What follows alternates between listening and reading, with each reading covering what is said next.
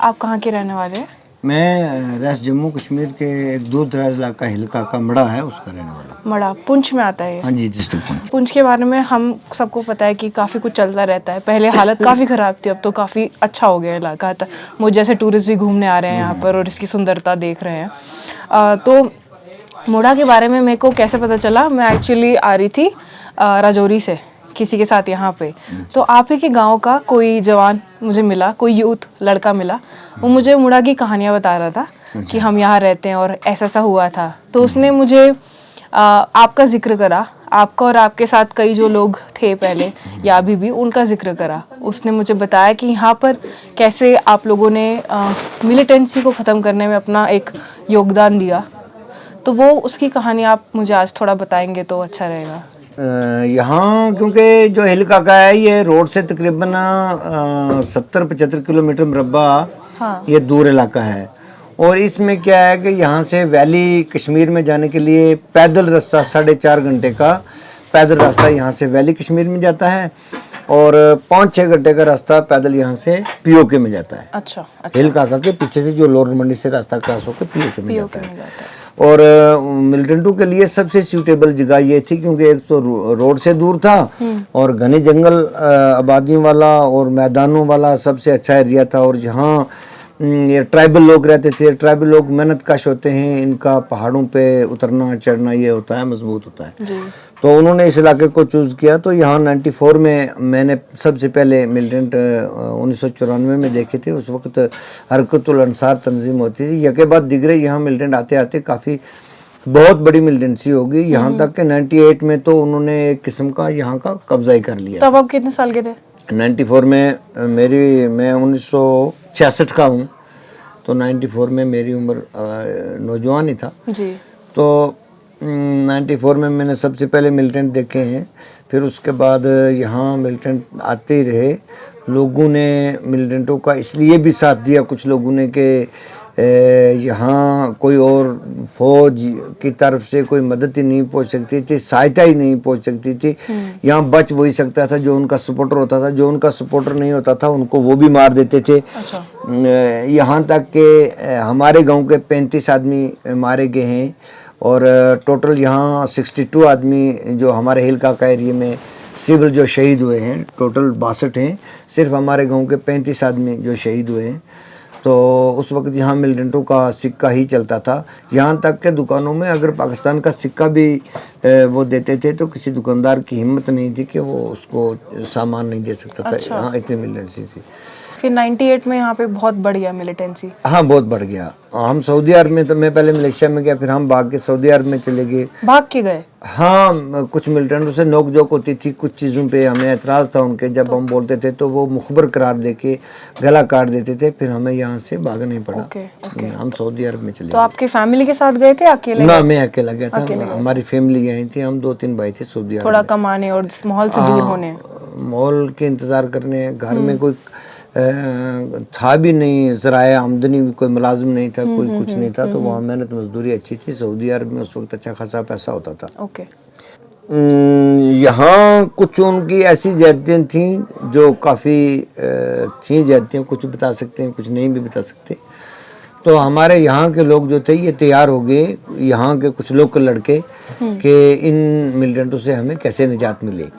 तो उसी में क्या हुआ कि यहाँ एक लड़का हामिद जो शहीद हो गया था, मुश्ताक था, रशीद था, ये यहाँ के कोई 5-6 लड़के जो थे वो खुफिया तरीके से फ़ौज के साथ काम करने शुरू किया। लेकिन उसमें भी ख़तरा ही ख़तरा था। उनके मकान जला दिए, वो यहाँ से निकल के भाग गए। हम सऊदी अरब में थे तो मेरे भाई को 10 जून 2002 को मेरे भाई को शहीद कर दिया। तब ये खबर मुझे सऊदी अरब में मिली और मैं उस वक़्त जब ये खबर सुनी तो मैं वहाँ के ढिलन कौंसलर जनरल होते थे यहाँ जद्दा में, उनके पास गया। उन्होंने मुझे उसी वक्त फ़ोन करके LK हैडवानी जो हमारे होम मिनिस्टर थे उनके साथ मिलाया। तो मैं वहाँ से वापस आया या फिर हमने यहाँ फौज से मिल के ट्रेनिंग ली और हमने एंटी मिलिटेंसी काम किया और वो ऑपरेशन सर्वनाश लॉन्च किया, जो बहुत काफ़ी बड़ा ऑपरेशन था, वो कामयाब रहा। ये ऑपरेशन खाली यहाँ के गांव वालों ने लॉन्च करा, आर्मी के साथ कि अकेले? ना, आर्मी के साथ, आर्मी के साथ मिलकर। आर्मी के साथ, लेकिन आर्मी ने पहले 26 जनवरी यहाँ के लोगों की मदद के बगैर जाना चाहा। अच्छा। लेकिन वहाँ नहीं कामयाब हो पाए, क्योंकि वहाँ एक तो मिलिटेंटों की तादाद ज़्यादा थी, एक रास्ते वगैरह सब के लिए मुश्किल बनती थी। फिर इन्होंने क्या किया कि फिर जब ऑपरेशन लॉन्च किया उस में मुझे बुलाया गया, वहाँ मीटिंग हुई, तो हमने कहा जो नज़दीक की फौजें हैं ये वहाँ डरती हैं, उनको पता है इलाका में कितने मिलिटेंट है। तो उस वक्त उन्होंने 2 नई यूनिटें यानी 24 GR और 15 गढ़वाल, 27 RR, 31 RR और ये सारी RR जो थी वो डाल दी वहाँ हिलकाका में। 3 महीने ये ऑपरेशन चला। 14 सेक्टर उस वक्त यहीं था, 6 सेक्टर भी यहीं था और 9 पैरा थी। और काफ़ी बड़ा यहाँ क्या हुआ कि ऑपरेशन हुआ जिसमें हेलीकॉप्टर इस्तेमाल किया गया।